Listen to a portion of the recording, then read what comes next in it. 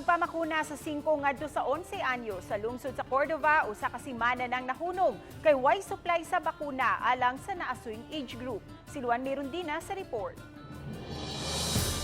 Sulod sa duha ka adlaw lang, nahurot ang 500 ka doses sa Pfizer vaccine alang sa mga batang edad 5 ngadto sa 11 anyos sa lungsod sa Cordova. Gani kaganiha, pulos mga hingkod lang nga nakaschedule sa ilang second dose ug kadto raw sang nabakunahan og Moderna sa ilang first dose ang gischedule. Nam kami na balibaran gyud nga nagyapoy sig kanang subay dire if nanabay vaccine.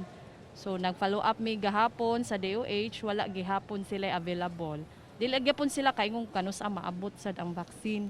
Hinuon, may available pa nga Sinovac vaccine alang sa mga buot magpa first dose. Samtang ugma og sa Biyernes, ang schedule sa second dose sa mga batang nanag-edad og 12 ngadto sa 17 anyos. Mudawat usab sila sa mga buot magpa-booster ug magpa first dose sa Sinovac vaccine. Para dili lang kaayo magdasok diri man ba kay among area dili kay nang sana dili jud ingon dako kay tungod dito sa Pikas ba. Wala mi ni occupy tungod sa amo ang area nga nadaot sa bagyong Odette.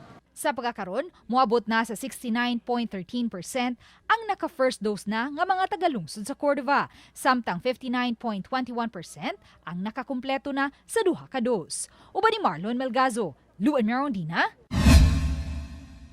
Balitang Bisda.